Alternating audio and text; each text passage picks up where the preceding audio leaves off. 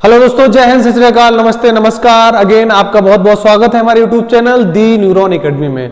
तो आज के इस वीडियो में हम देखने वाले हैं कि जो रिसर्च होती है हमारी, वो कैसे एक फ्लो चार्ट में पूरा प्रोसेस होता है। क्योंकि जब हम रिसर्च की बात करते हैं तो हमारे मन में बहुत सारे ख्याल आते हैं कि उसकी हाइपोथेसिस कैसे करेंगे, हम एक्सपेरिमेंटल डिजाइन कैसे करेंगे, और कैसे एक लिटरेचर को सर्वे करेंगे, और डेटा कलेक्शन कैसे करेंगे, उसके बाद हम अपने रिजल्ट को कैसे प्रिपेयर करेंगे।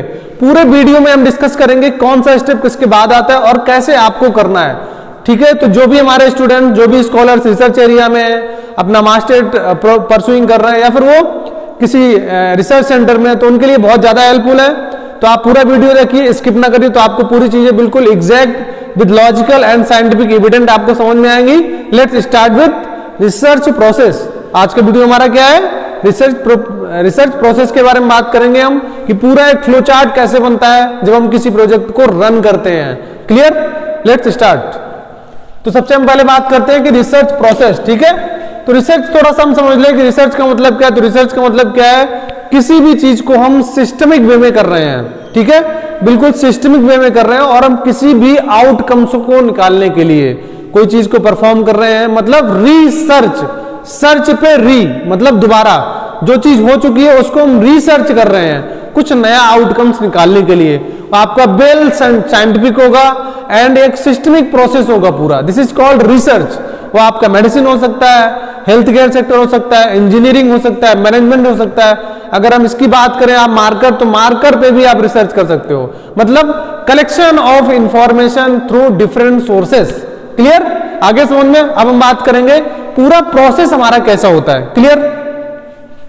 तो सबसे पहले हम बात करें रिसर्च प्रॉब्लम। ठीक है, पूरे रिसर्च प्रोसेस में हमारा पहला स्टेप क्या आएगा? वो आएगा आपका रिसर्च प्रॉब्लम। चलो भाई, थोड़ा सा हम रिसर्च प्रॉब्लम को समझ लें पहले। रिसर्च प्रॉब्लम, अगर हम एग्जांपल की बात करें, रिसर्च प्रॉब्लम की बात करें, तो सबसे पहले हमारे मन में आता है कि दिक्कत कहां पे है। भाई आप प्रोजेक्ट रन कर रहे हो या फिर अपना एक प्रोजेक्ट परस्यू करना जा रहे हो या फिर कोई प्रोजेक्ट पे काम कर रहे हो, तो सबसे पहले में प्रॉब्लम तो पता होनी चाहिए ना। अगर प्रॉब्लम नहीं पता होगी तो आप रिसर्च किसकी करोगे? एब्सोल्युटली। क्लियर हुआ? जब हमें किसी चीज की प्रॉब्लम पता होगी हम तभी उस पर काम करेंगे ना। हमें पता है कि हमारे अंदर कोई कमी नहीं है, बिल्कुल स्टैंडर्ड है और हर चीज पॉजिटिविटी भरी हुई है, तो अपने आप पे काम नहीं करेंगे। एक हमारी बॉडी की नेचुरल फिनोमिना है। उसी तरह जिस चीज की रिक्वायरमेंट होती है हम उसके लिए काम करते हैं, तो वही होता है हमारा रिसर्च के साथ। तो रिसर्च प्रॉब्लम मतलब हमें कहां पे गैप दिख रहा है, कहां पे स्पेस मिल रहा है, मतलब कहां पे चीजें छूटी हुई हैं, उसको बोलते हैं रिसर्च प्रॉब्लम।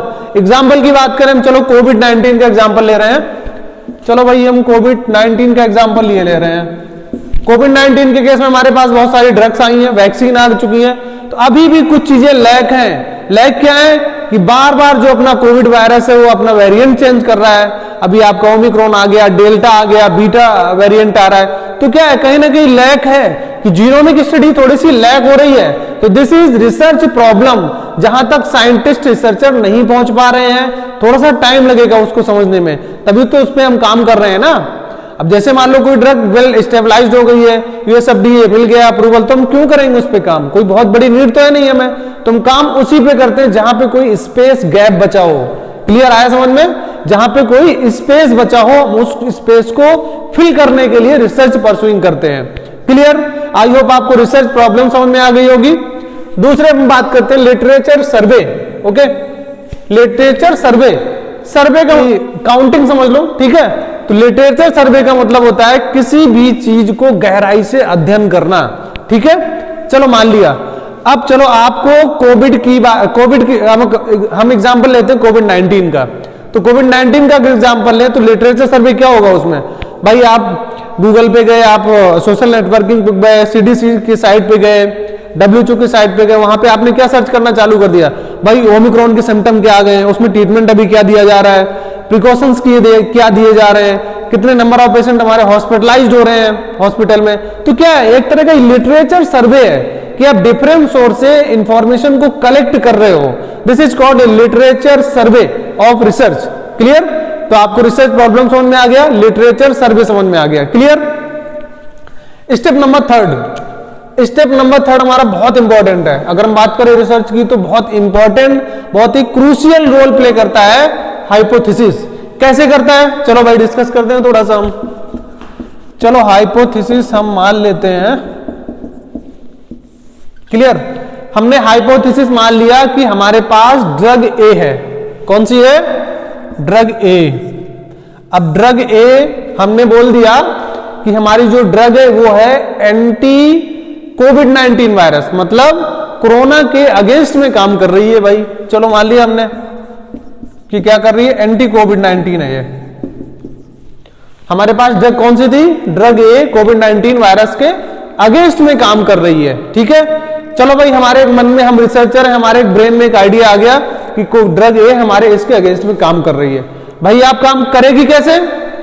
तो एक हाइपोथेसिस हमने लगाई कि भैया कोविड-19 वायरस है और रिस्पायरेटरी में जाता है और रिटेंशन कर जाता है, उससे लोगों को फीवर हो रहा है, स्नीजिंग हो रही है, टायर्डनेस हो रहा है, डिफिकल्टी ब्रीदिंग हो रही है और सबसे ज्यादा सीवियरिटी ऑफ टायर्डनेस हो रहा है। चलो भाई, आपके मन में आ गया कि सिम्टम क्या आ रहा है? फीवर का। तो हमने एक आइडिया लगाया कि जो ड्रग ए है, क्या वो फीवर के अगेंस्ट काम कर सकती है? क्या वो एंटीपायरेटिक एक्शन शो कर सकती है? चलो भाई, लिटरेचर सर्वे करके हमें पता लग गया कि ये फीवर में अच्छा काम करती है। एक समझ में आ गया हाइपोथेसिस। दूसरी हाइपोथेसिस क्या है कि कोविड-19 के पेशेंट में कफिंग बहुत ज्यादा हो रही है। फिर भाई हमने लिटरेचर सर्वे किया इस ड्रग के बारे में और देखा कि कहीं ऐसा तो नहीं कि जो ड्रग है वो हमारी एक्सपेक्टोरेंट या फिर रिस्पायरेटरी के लिए बहुत अच्छी हो, कफिंग को दूर करती हो। चलो ये भी क्लियर हो गया कि कफिंग को भी दूर कर रही है। हमारी जो ड्रग है कफिंग को प्रिवेंट कर रही है। दो हाइपोथेसिस हो गई।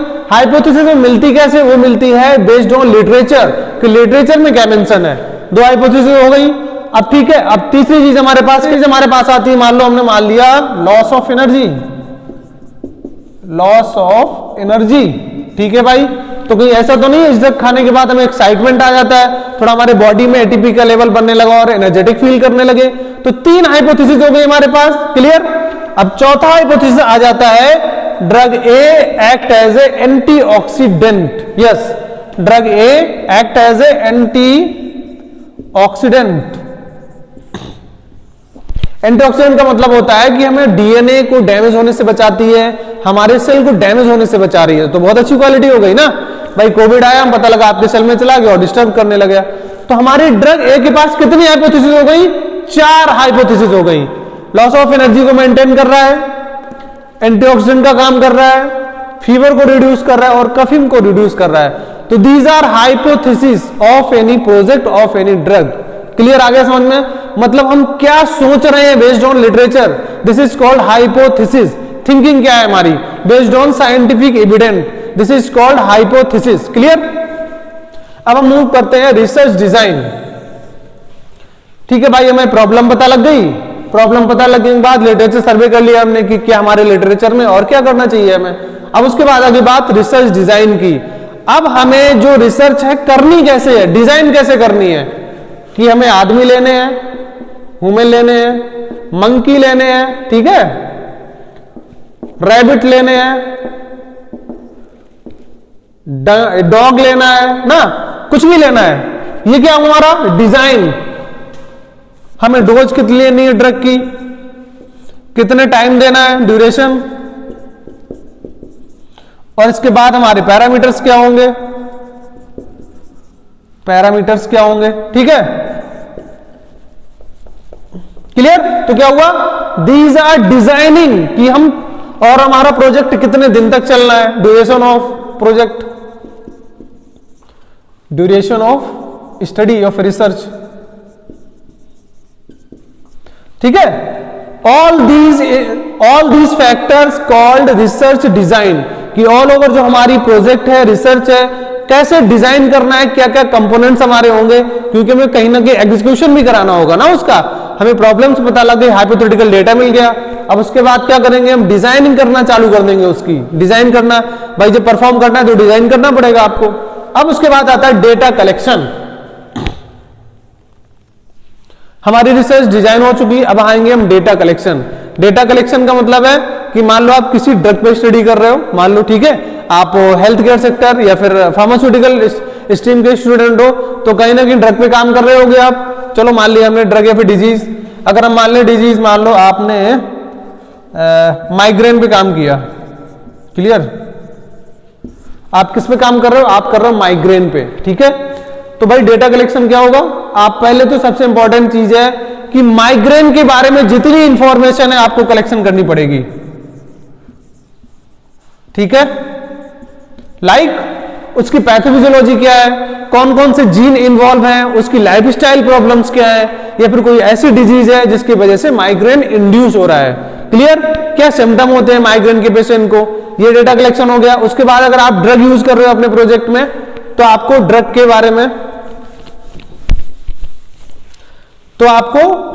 बारे में डेटा होना चाहिए भाई, कि ड्रग का मैकेनिज्म ऑफ एक्शन क्या है, कौन से रिसेप्टर पे काम करेगी वो ना, डोज कितनी लेंगे हम, टॉक्सिक डोज कितनी होगी उसकी, ड्यूरेशन ऑफ ट्रीटमेंट कितना होना चाहिए फॉर माइग्रेन पेशेंट। क्लियर? तो these are data called collection, information collection, data collection. Data collection हमें पता होगा तभी आप एग्जीक्यूट कर पाओगे अपने रिसर्च को। अगर आपके पास डेटा कलेक्शन नहीं है तो आप कुछ नहीं कर सकते। चलो हम एक बहुत छोटा सा एग्जांपल दे रहे हैं। अगर आपको यूएसए जाना है, फ्लाइट से, तो आपको चीजें पता होनी चाहिए, आपके पास डेटा होना चाहिए कि आप घर से कैसे निकलोगे, पैदल निकलना है, बाइक से निकलना है। चलो भाई हम बाइक से निकल के एयरपोर्ट पे पहुंच गए, तो पता होना चाहिए एयरपोर्ट से कौन सी फ्लाइट हमारी यूएसए को जा रही है। पूरा डेटा, पूरा इंफॉर्मेशन कलेक्शन होना चाहिए कि ऐसा ना हो आप घर से निकले और एयरपोर्ट पे खड़े हो गए, आपको तो यही नहीं पता है कि कौन सी फ्लाइट यूएसए जा रही है। तो दिस इज डेटा कलेक्शन। आप कोई भी स्टडी रन कर रहे हो तो पूरा डेटा आपके पास होना चाहिए पहले, तभी आप किसी प्रोजेक्ट, किसी रिसर्च स्टडी को परफॉर्म आगे एग्जीक्यूट कर सकते हो। तुम्हारे पास क्या आ गया? Data collection. Data should be scientific evident. ऐसा नहीं कि फेक डेटा होना चाहिए जिसका कोई एविडेंस ना हो, कोई रेफरेंस ना हो। Data should be scientific evident, scientific sound, ठीक है? अब बात करेंगे हम प्रोजेक्ट एग्जीक्यूशन। एग्जीक्यूशन करना है मतलब एग्जीक्यूट करना है, उसको प्रोसीड करना है। सब कुछ हो गया, प्रॉब्लम पता लग गई, हमने हाइपोथेसिस क्रिएट कर ली, डिजाइन हो गई हमारी, उसके बाद डेटा भी हमें मिल गया। अब क्या करना है? अब कुछ नहीं करना है, अब हमें सीधा एग्जीक्यूशन करना है, अपने प्रोजेक्ट पे काम करना चालू कर देना है। क्लियर? अब उसके बाद क्या करना है? Data analysis.